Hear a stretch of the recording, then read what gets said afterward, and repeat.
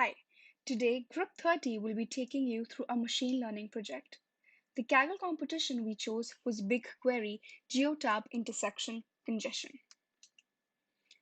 The flow of this presentation is as displayed. First, I will explain the problem statement and the challenges we faced throughout the course of our project. This will be followed by our analysis of the dataset provided. Next, we'll cover how we carried out data preprocessing and feature engineering by adding new features and the subsequent final outcome. Section 4 will cover the 4 different models that we implemented: linear regression, random forest regression, CAD boost, and light GBM.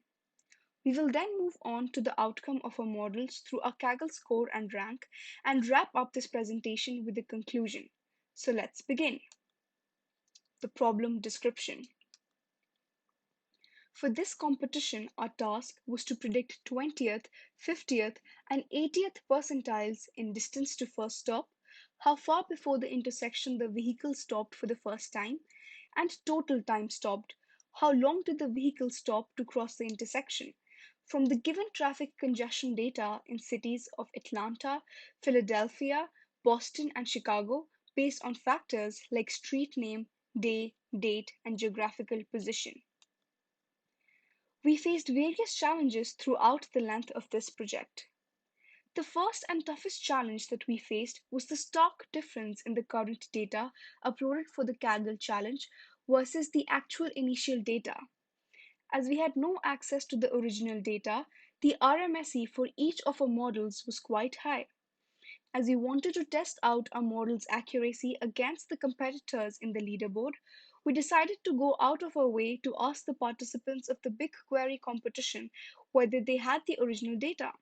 Upon receiving the original data, we used the same to train our models. We also underestimated the time required for feature engineering and feature selection, but were able to manage our time as we had started our work early.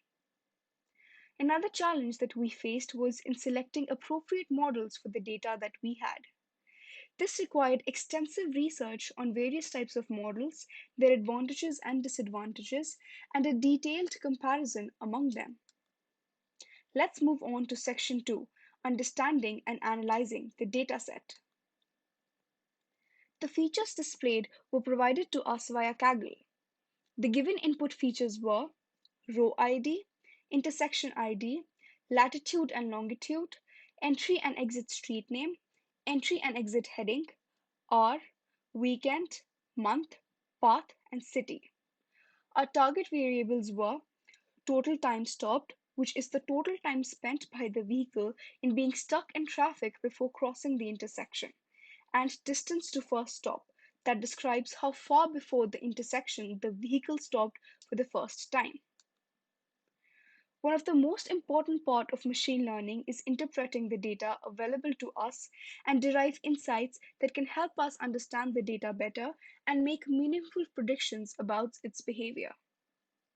In this section, we'll be covering the derived relationship between different variables and how that enables us to analyze the behavior of the data. Figure 1 shows number of entries available for different cities in the dataset. This concludes that we have sufficient data for every city to create a model. Philadelphia has the highest number of entries, while Atlanta, Boston, and Chicago have adequate entries as well. Figure 2 exhibits number of intersections available for each city.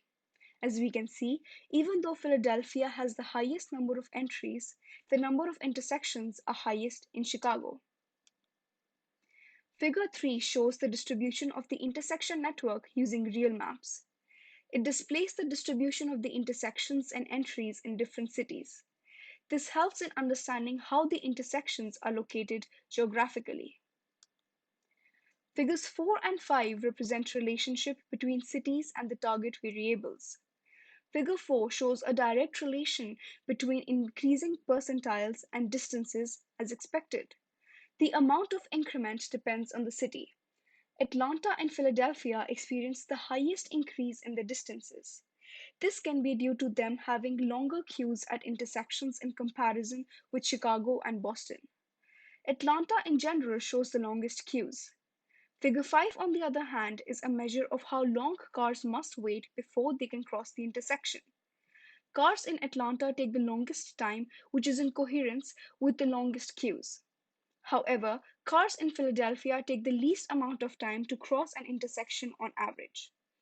This means that despite having greater traffic than Chicago and Boston, the traffic moves much faster in Philadelphia, and one can expect to wait for the least amount of time at a Philadelphian intersection out of the lot.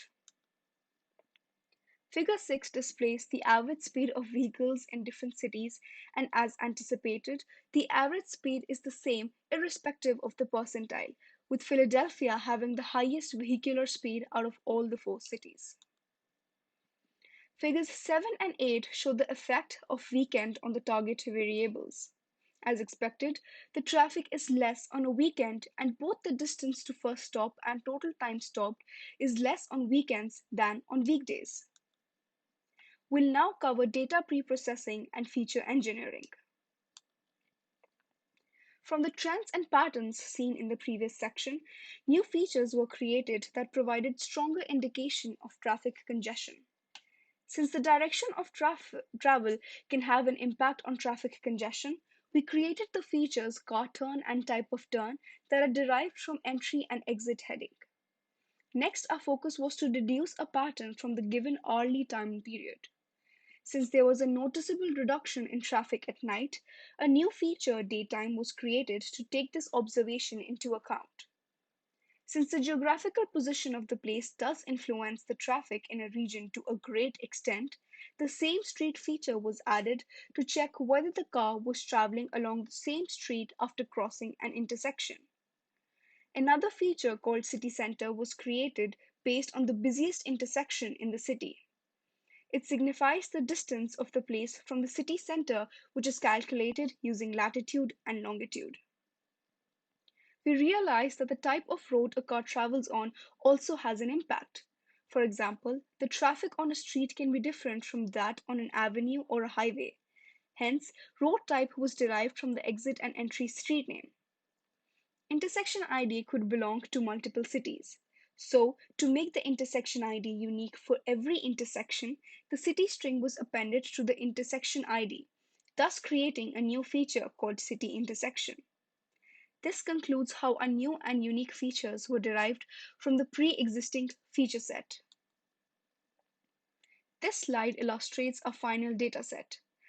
Missing not a number values were present only in entry and exit street name in about 0.95% of the data.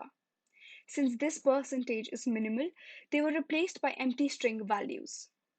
The final dataset uses one-hot encoding for some categorical features like city, entry and exit heading, and type of turn. Old features and newly created features make up the new training dataset that is believed to provide and define target variables, total time stopped, and distance to first stop accurately. I'll now walk you through the model evaluation. The first model we experimented with was linear regression. For this model, we made use of all the labels with numerical values to find the basic trend of the results obtained post-training. This aided us in building a reasonable baseline foundation so that we could work on more complex models in the future. This methodology also provides a quick and easy way to implement a prediction model. Kaggle scores achieved for this model are as displayed. Moving on to our next model, random forest regression. This model uses the ensemble technique of bagging rather than the boosting-based algorithms explained later in this section. Being a meta-estimator, it uses the mean of the predicted values from all constituent decision trees and thus prevents overfitting in the process. The model can further be improved by making use of parameter optimization. The Kaggle scores obtained for this model are as displayed. Our third model is CatBoost. The primary advantage of CatBoost is a smart pre-processing of categorical data, and thus the rationale behind using the same was that most of our features are categorical, with latitude, longitude, and city center being the only continuous features. We implemented three versions of a cat boost model, each version varying from the other based on the included features and different values of parameters. The best result achieved from cat boost was from its second version. Our last model is Light GBM. The reason why we chose Light GBM is because it's a comparatively new algorithm known for its speed and accuracy when dealing with large data sets while occupying less memory. For this model, we have performed five-fold cross-validation to compute the RMSE. We have used Bayesian optimization to tune the hyperparameters and determine the best parameters for training the model. We implemented three versions of a light GBM model, each version varying from the other based on the included features and different values of parameters.